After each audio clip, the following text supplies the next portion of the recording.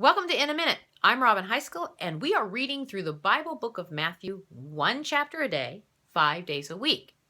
That means that we will explore all of Matthew in about 5.5 weeks.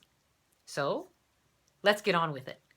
In Matthew chapter 18, the disciples come to Jesus with a question of who is considered to be great in the kingdom of God. Their question sparks the fourth teaching section found in the book of Matthew. Jesus shows his disciples and us that taking the path of humility instead of clawing and conniving for rank and position is the standard of the kingdom of heaven. Humility, simply put, is the attitude of you first, not me. And it flies in the face of our deepest human wants and desires, but it's absolutely vital for entrance and greatness in God's kingdom.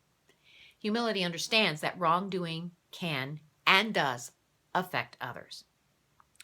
Jesus uses a strong word picture of the severity of deliberate and habitual sin and the need to change bad behavior.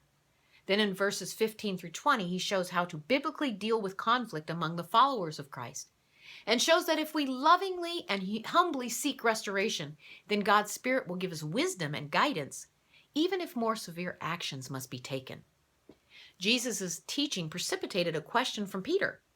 Just how often are we supposed to forgive? Peter asked Christ if someone continually offended us, was offering forgiveness 7 times enough? Now, actually, Peter was being quite magnanimous.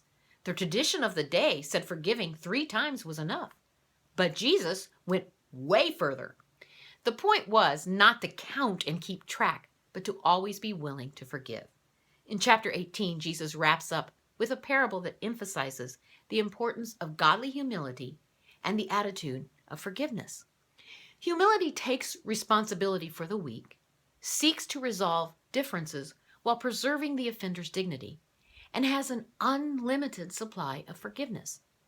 Now, let's be honest. It's hard to always be humble, compassionate, and forgiving. That is until we are reminded of how much compassion and forgiveness Christ has showered onto us. Think of it this way. If the forgiveness we are to show is in direct proportion to the forgiveness we have received from Jesus, well then, it becomes much easier to choose humility. But don't take my word for it. Read it for yourself.